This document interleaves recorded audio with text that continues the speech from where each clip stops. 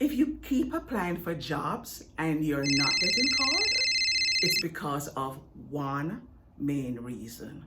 And in today's video, we're going to discuss that reason so that you can make the necessary changes to your resume and finally begin to get calls and then eventually land the job that you are qualified for.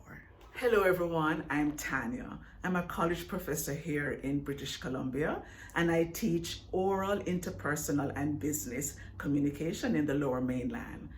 Now, today we'll be focusing on resumes again, and I'm going to be telling you my journey. I migrated here almost 20 years ago and I found out what it was that I needed to do to get my resume seen.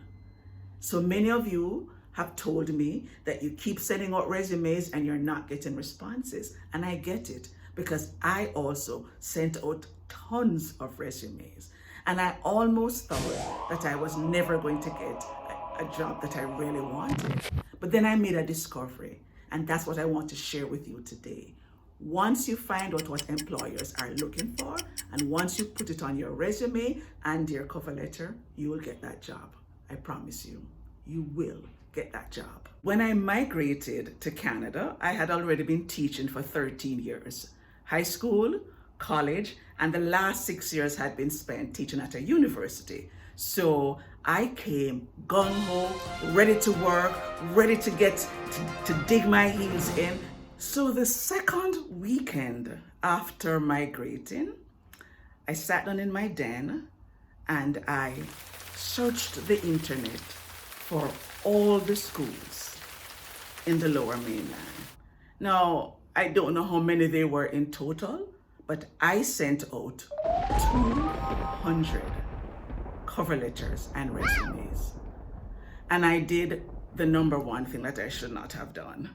I sent the same cover letter and the same resume to all 200. I just kept changing the address. Just the address. But I basically sent the same cover letter and resume to 200 schools.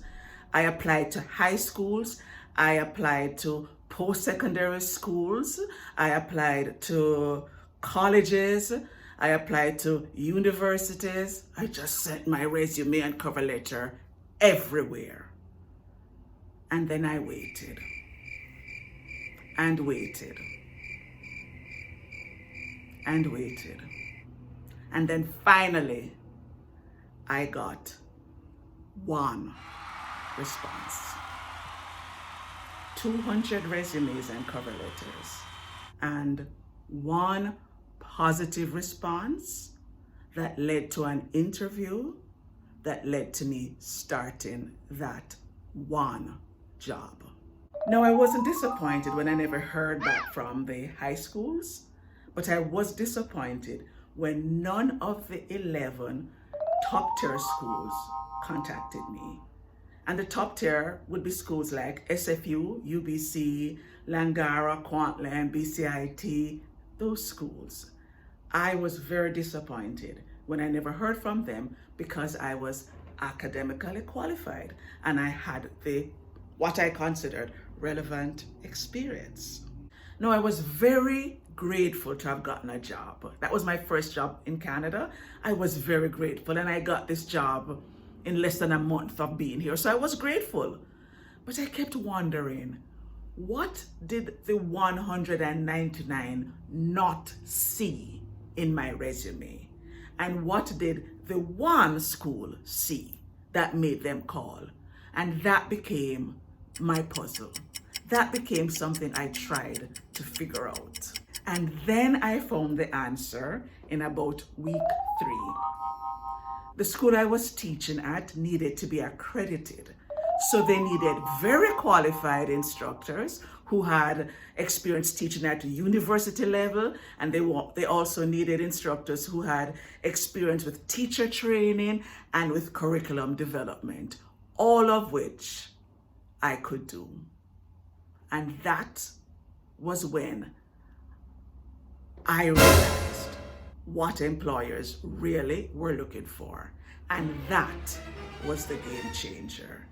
They had a problem, and my resume suggested that I could help them to fix it.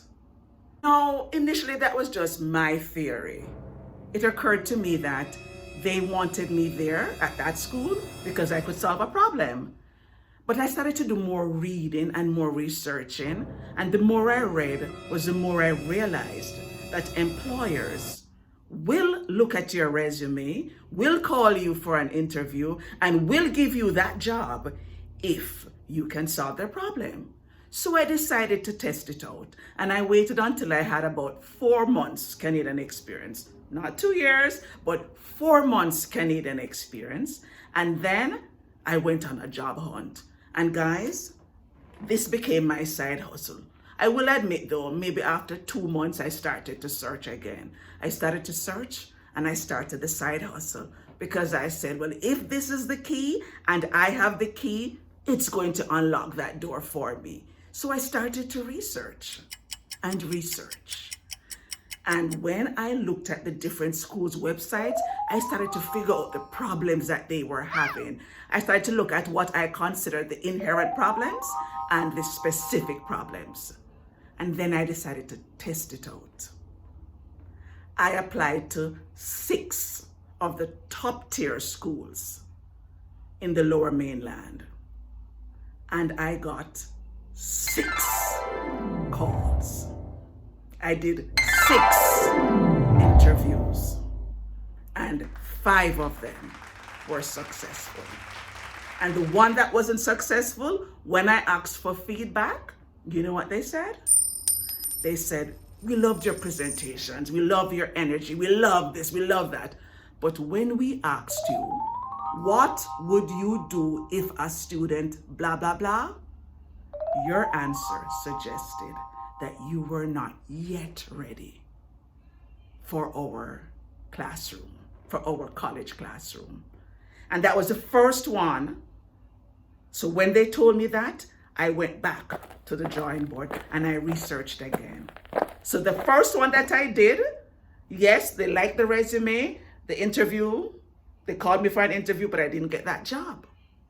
So the second one, when I went for it, I was ready because I knew the problems and I was ready to show how I would solve them. So I worked at 5 schools, these big schools, for 7 years because I came at a time when nobody was retiring. So I was a sessional or a contract instructor or adjunct. I did that for 7 years.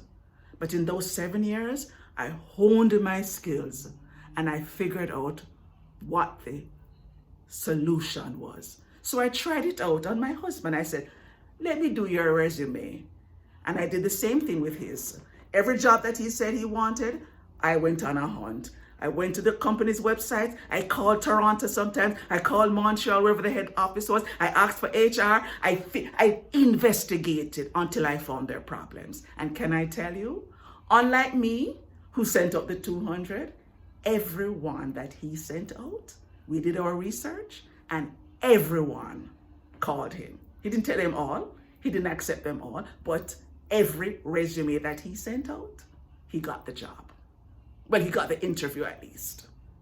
And then I did it for friends, and then I did it for my students. So when I speak to you, and when I say there is one reason, that is the truth. You have to show employers that you are aware of the problem, you know how to fix the problem, as in you know the solution, and you know how to prevent. You are aware of the deliverables that they need. If you can show that you can solve the problem, you know the problem, you can solve the problem, and you know what to do to prevent the problem, you will get called.